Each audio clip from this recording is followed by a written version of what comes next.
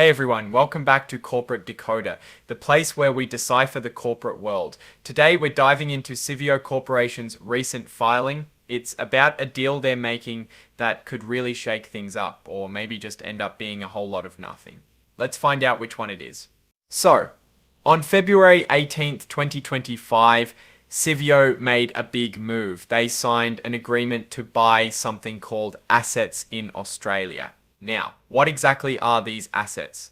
Well, it turns out they are buying 4 villages with over 1,000 rooms in Australia. These villages are located in a place called Bowen Basin. They also come with contracts they have with customers, so it's not just the buildings, it's also the business that comes with them. Now, the price tag for all of this is $105,000,000. That's Australian dollars. Of course, the final amount could change a bit based on some adjustments they've outlined in the purchase agreement. But hold on, this deal isn't done just yet. There are a bunch of things that need to happen before they can finalize it. Think of it like buying a house, you need to get a loan and the house needs to pass inspection. It's the same idea. First, they need to get permission from all the customers who have contracts with those villages. These customers need to agree to have their contracts transferred over to Civeo. Next, Civeo needs to get all the necessary approvals, licenses, and permits to actually run these villages. They need to make sure everything is up to code and that they are allowed to operate there. And finally, there are a few other documents, approvals, and licenses that they need to get in order. It's a lot of paperwork and red tape to make sure everything is legal and above board. Now, here's where it gets interesting. If they can't get all of these things done by August 18th, 2025, either Civeo or the people they're buying from can call the whole thing off. However, there's a little wiggle room here. They can extend that deadline month by month for up to 6 more months in certain situations, so it could take a little longer depending on how things go. The purchase agreement also includes some standard promises, assurances, and agreements between the parties. These are pretty typical in deals like this. For example, the people who are selling the villages have to promise to keep running things properly until the deal closes. They can't just let everything fall apart in the meantime. And both sides have to work together to get all those certificates, approvals, and licenses that we talked about earlier. It's a team effort to get everything finalized.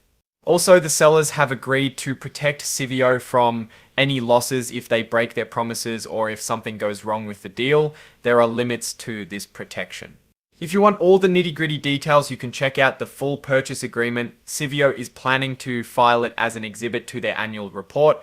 So, what does all of this mean for Civeo? Well, if they can pull this off, they'll be adding a bunch of new rooms and customer contracts to their business in Australia. This could help them grow and make more money. But there are also risks involved.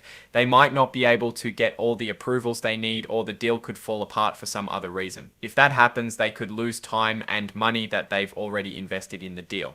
Okay, so let's step back and take a look at Civeo overall. What kind of shape are they in right now? What are their strengths and weaknesses? Civeo seems to be in a decent position. This acquisition shows they're looking to expand and grow their business. They're making a pretty big investment here, so they must be confident in their ability to make it pay off. One potential strength is that they're focusing on a specific niche, providing accommodations and services to people working in remote areas. This could give them an advantage over companies that try to do too many different things. However, there are also some risks to keep in mind. The biggest one is probably the fact that their business depends on the resource industry. If commodity prices go down or if there's a slowdown in mining and energy projects, Civeo could suffer. Another thing to watch out for is their debt levels.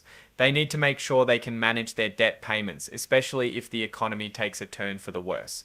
So, what does all of this mean for Civeo's stock price? Well, it's always tough to predict the future, but we can make some educated guesses. Based on their current earnings and growth potential, a reasonable price range for Civeo's stock might be somewhere between $2.50 and $3 a share. That's just a rough estimate though, and the actual price could be higher or lower depending on market conditions and other factors. Overall, I'm leaning slightly bullish on Civeo. They seem to have a solid business model and they're making smart moves to grow their company. But there are definitely some risks to keep an eye on, so it's not a slam dunk. Thanks for watching, and if you found this corporate decoding helpful, hit that subscribe button for more deep dives into the world of business.